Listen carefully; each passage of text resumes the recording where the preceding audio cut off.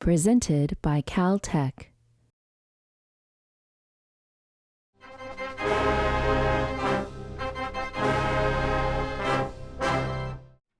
This is a special place indeed, and we have found a special man to lead it.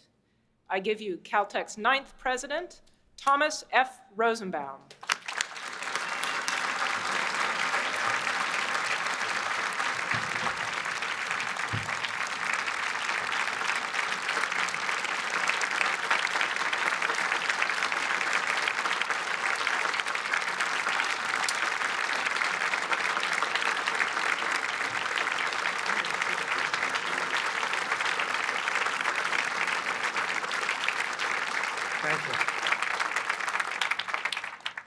Thank you very much. Thank you, Professor Harrison, for your far too generous words. Thank you, Professor Randall, for a witty, moving, and wise talk. It's clear that among the many super qualities you have is X-ray vision. And thank you, President Zimmer, for leading last evening's engaging and impactful panel discussion. Chair of the Board Lee, former Chair Cressa, trustees, past Presidents Everhart and Baltimore, and interim President Stolper, delegates, faculty members, it is almost family, students, members of the Caltech community, family, and friends. With Robert A. Milliken's hood on my shoulders, we as a community are reminded simultaneously of our past and our potential. This will be the theme of my remarks this afternoon. On the 4th of June, 1939, with the thunderclouds of war breaking over Europe, my grandparents placed their 12-year-old daughter on a kindertransport to England. Although my mother's name was Hannelore, the papers issued by the Nazi regime changed her formal identity to Sarah, lumping her together interchangeably with every other Jewish female. This definition did little to prevent her from being marked as German at the boarding school she attended in Surrey, as German rockets rained down on London during the Blitz. My grandparents moved from Breslau, now the city of Wrocław, Poland, to Berlin, where my grandfather, Martin Bernstein, was one of the last Jewish lawyers permitted to practice his profession. They stayed because his parents were too ill to move. But in 1941, getting wind of the German invasion of the Soviet Union, finally fled unaccompanied to Moscow. From there, they headed east on the Trans-Siberian Railroad and sailed from Vladivostok to Shanghai, a refuge for those without identity papers, at least until the Japanese invasion of China, when group identity again became a liability. In March of 1938, my father's family left Nazi Germany via train to the port of Marseille and sailed to Palestine. Their passports were likewise issued to Sarah's for the female members of the family and to Israel's for the males. In Palestine, the running family joke was that the only patients my grandfather, Emil Rosenbaum, treated were other German Jewish refugee doctors. They made their way to America a year later. My grandfather set up practice as a family GP in Lowell, Massachusetts. His sons headed back to war as members of the United States Armed Forces. At times of transition, the past envelops you as the future beckons. Our personal histories inform powerfully the roads that we choose to tread. When I agreed to become vice president for research and for Argonne National Laboratory at the University of Chicago, my first foray into university-wide responsibilities, I had just audited political theorist Danielle Allen's course on classical political thought. Among the readings was Cicero's On Duties, his last philosophical work, where he lays out for his son Marcus the linkage of the honorable and the beneficial, the virtue of duty to society, and the primacy of civil achievement. The opportunity to contribute to the common weal is undervalued in our academic culture, but no less resonant or powerful for it. It holds particular resonance for me growing up with parents who had fled Nazi Germany and who neither took for granted the freedoms of the United States nor the responsibility of its citizens to seek to improve it. Institutional trajectories also arise from particular histories. This inauguration ceremony provides an occasion for us as a community to stand outside the hurly-burly of everyday life and to connect to the values that animate this glorious institute. It is a time to ensure that Caltech's fundamental identity comes from within and that it is never imposed from without. It is an opportunity for us to distill the hard-won experience of the past so that we may create a sense of magic and wholeness for the future. The California Institute of Technology is one of a select few institutions in the world devoted to unraveling the mysteries of the universe, to creating knowledge for the ages. Although these most basic of pursuits can seem esoteric in a torn world, in the aftermath of the nihilism and pressing immediacy of a 9/11, it informs our identity as human beings. Fermi National Laboratory Director Robert Wilson, as Don mentioned, famously testified in the midst of the Cold War in front of the Congressional Joint Committee on Atomic Energy to answer questions about the value of building Fermilab's first accelerator. Senator John O. Pastor, vice chair of the committee, is there anything connected in the hopes of this accelerator that in any way involves the security of the country? Dr. Wilson, no, sir, I do not believe so. Senator Pastor, nothing at all? Dr. Wilson, nothing at all. Senator Pastor, there's no value in that respect? Dr. Wilson, it only has to do with the respect with which we regard one another, the dignity of men, our love of culture. It has to do with those things. It has nothing to do with the military. Senator Pastor, is there anything here that projects us in a position of being competitive with the Russians with regard to this race? Dr. Wilson, only from a long-range point of view of a developing technology. Otherwise, it has to do with, are we good painters, good sculptors, great poets? I mean, all the things that we really venerate and honor in our country and are patriotic about. In that sense, this new knowledge has all to do with honor and country, but it has nothing to do directly with defending our country except to help make it worth defending.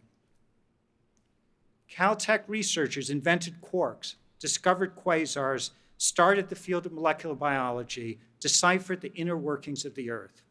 We have contributed a considerable part of the quintessential new knowledge that makes our society worth defending. But I would argue that Caltech's most formidable contribution has been in introducing a novel approach to discovery, a conception of research that has permitted the Institute to found new schools of thought. This approach derives from the Institute's origins, the vision of Caltech founders Hale, Millikan, and Noyes, and it continues to provide a wealth of cultural capital. As the inheritors of this cultural capital, we must be attentive to its worth, defending our values in a sometimes indifferent and even hostile world, while at the same time seeking to hone Caltech's distinctive identity. In an early speech at Caltech, Robert A. Millikan observed that, quote, one of the chief inhibitions to human progress arises because of the extreme slowness with which the advances in knowledge become translated into action for the benefit of society as a whole.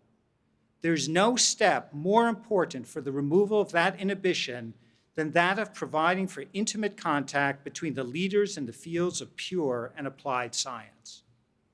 He then went on, it is of equal importance, too, that those who are taking and are going to take prominent parts in the progress of pure and applied science should have the background and the comprehension which come from contact with the world's best thought in literature and from an adequate understanding of the historical processes by which the world has reached its present stage of development. Millikan cited the joint presence of the newly formed California Institute of Technology, Mount Wilson Observatory, and the Huntington Library as the unique opportunity to combine different ways of elucidating and influencing the world to realize these aims. Millikan's synthetic view of scholarship was unusual for its time and remains so almost 100 years later. The effective combination of the pure and the applied to advance knowledge and benefit society requires a number of elements, many of which characterize the Caltech of today. One, an absolute commitment to excellence. Every appointment, student, faculty, and staff matters. Intrinsic to this strategy is the need for diversity. Diversity of thought, diversity of background, diversity of experience. We must cast the net as broadly as possible to recruit and retain the most inventive and original scholars. Ambition. At every scale, from creating the smallest implantable medical devices to leading the effort to develop the world's largest telescope, to sending planetary probes hurtling out of the heliosphere. We are at a time in the history of science and technology where competition for federal funds drives the system to conservatism. But the genius of Caltech is its fearlessness to try new ideas, its willingness to absorb risk and even fail if the potential is transforming discovery. 3, focus. As the constraints become more pronounced, we will be challenged even more profoundly to define areas where the Institute can be a world leader and where it cannot. We will have to forge partnerships with sovereign countries to build the 30-meter telescope, with medical centers to translate our research into clinical applications, while protecting our capacity to set the intellectual agenda. Intimacy and intensity. This is a visceral feature of Caltech, built on an organizational structure with few disciplinary barriers and the cultural expectation of shared knowledge. 5, perspective. The arts help us to function as life thrusts us into situations where we have to conceive problems outside of the structures that define them. It provides us with an elasticity of thought and familiarity of experience not fully our own, while challenging us to define the essence of what we believe. Copernicus, the late 15th, early 16th century mathematician and astronomer, who placed the sun rather than the earth at the center of the solar system, thereby changing forever human beings' conception of their place in the universe, spoke 5 languages, held a doctorate in canon law, practiced as a physician, and was a classic scholar, economist, translator, governor, and diplomat. He turned to classical Greek and Latin authors as he struggled with his doubts about the accepted astronomical wisdom. There is no doubt that each of these elements, excellence, ambition, focus, intimacy, and perspective, is by itself difficult to achieve, and perhaps even more challenging to maintain in changing times. But taken together, they yield intellectual magic. The former president of the University of Chicago and Attorney General of the United States, Edward H. Levy, spoke to this enchanted state in a 1967 talk entitled "The University and the Modern Condition." Quote, "I recall the late Leo Szilard, puckish great scientist, describing the uncertain quality which made for a great laboratory. He could tell, he said, all the danger signals that indicated when things were not going well. But he could not say what made for a good or great laboratory. He only knew, he said, there was a sense of wholeness when this occurred. It was, he said, in a most matter-of-fact way, a kind of magic." For the California Institute of Technology, this sense of wholeness reflects a comfort with our fundamental identity. It comes from within and is grounded in our knowledge of where we have come from. It is stable against the pressures of conformity. It defies the ease of settling for second best, and it resists the push to intellectual conservatism. At the same time, there is nothing comfortable about it. Montaigne mused that we can be knowledgeable with other men's knowledge, but we can't be wise with other men's wisdom. The process of actively engaging with extant knowledge, of challenging and refining one's own ideas through rigorous argument with predecessors and contemporaries, can be difficult and exhausting. But there is no other route to wisdom, no shortcuts to reimagining our place in the universe. The philosopher Yogi Berra ordered a pizza. He was asked what kind of pizza he wanted. Cheese, he said. Would you like it cut into 4 pieces or 8? 4, he said. I couldn't possibly eat 8. It is the same intellectual pie, but we are called to cut it up in original and valuable ways. We are called to create magic. The privilege of being president, even in the brief time that I've held this role, has been to meet colleagues from across Caltech, to learn of their interests and to be exposed to their modes of inquiry, to see the astonishing range of individual styles that still touch on the shared values of the Institute. It is a heady intellectual experience and one that holds the promise of new friendships. It is also a rare opportunity to help shape an institution whose collective impact on the world, through its trustees, its faculty, its students, its staff, and its alumni, is extraordinary in both its depth and duration. 2 weeks ago, a number of us stood near the 13,800-foot summit of Mauna Kea in Hawaii at the groundbreaking for the 30-meter telescope. 500 years after the Copernican revolution, we are marshaling deep scientific insight and ingenious technological accomplishments to search for the signatures of life on planets orbiting distant suns.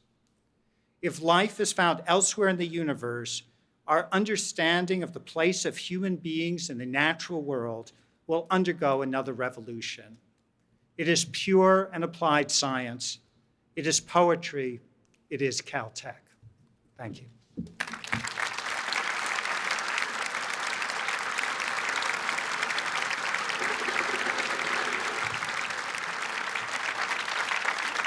So we are near the conclusion of today's celebration. That's wonderful, isn't it? I just want to remind you that follow the singing of the alma mater. We would like to ask you to remain in your seats during the academic recession. Then please join all of us on Olive Walk for a reception honoring Dr. Rosenbaum. Will the audience now please rise and join us as the Glee Club leads the singing of Caltech's alma mater.